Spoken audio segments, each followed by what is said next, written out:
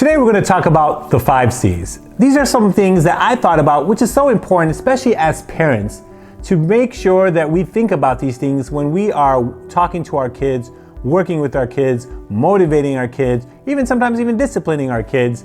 These are some tips that I have for you. The first C is communications. Communication is not just talking, but it's also listening. It might also be writing.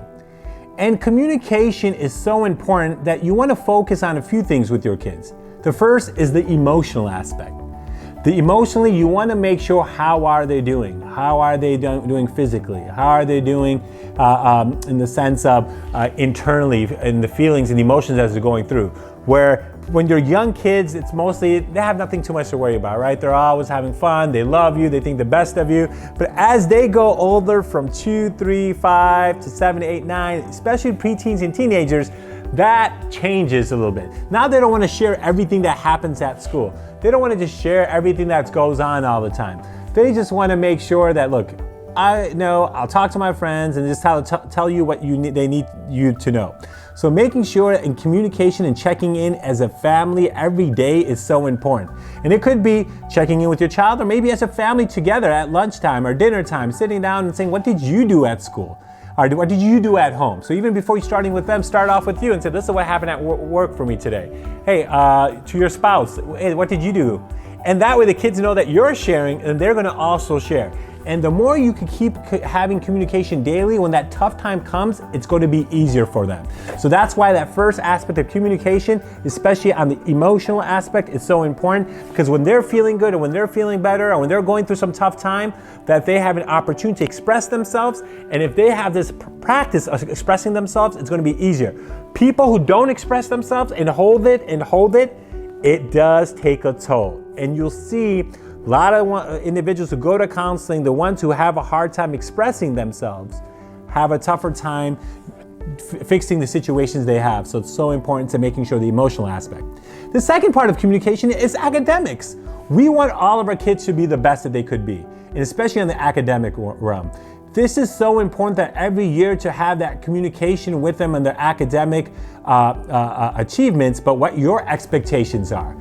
And having that expectations and talking to them. And having them also explain what subjects they really like, which ones they feel that they struggle in, which one they need help from. Because a lot of times the only time we communicate is like, why did you get this grade?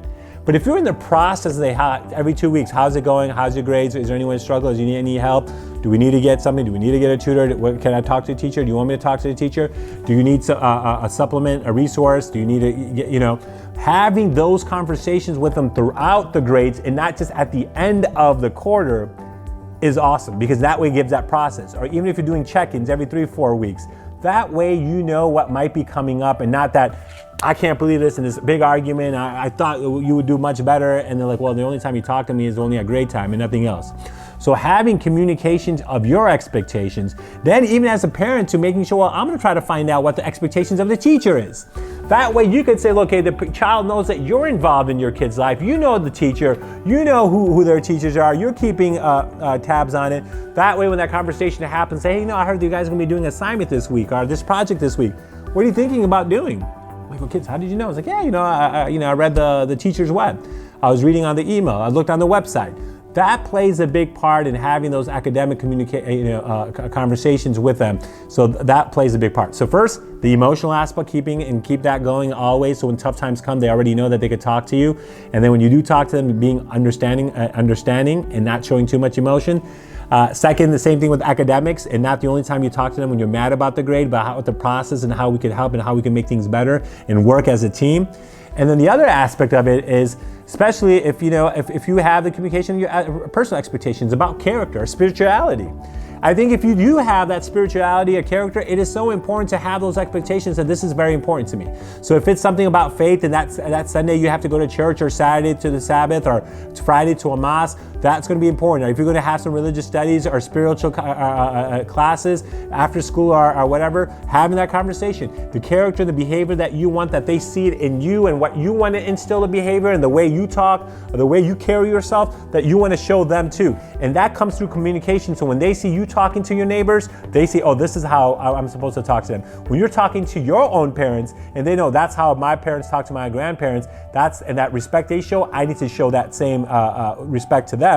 Or that idea at workplace, or when a situation happens, or something's tough happens in the car driving, someone cuts you off. The way you react, the way the behavior you have is going to trickle to how they are going to behave. So making sure that is also very important. So in communication, make sure it's not just speaking, but it's also listening and understanding, and then sometimes even writing. So as I've kind of talked about in the writing aspect, is that sometimes you could send an email and say, hey, I know you've been kind of down and out, just want to email you, everything okay? Or sometimes writing what your expectation for your child is and saying, you know, this year, write a small note on the first day of school. I'm so happy, especially when they're young, it's easier. Hey, I'm really proud of you in their notebook. I hope you have a great year and this is my expectations. Sometimes if you feel that you can't verbally say and you can write it down, no doubt about it, go ahead, text them or something.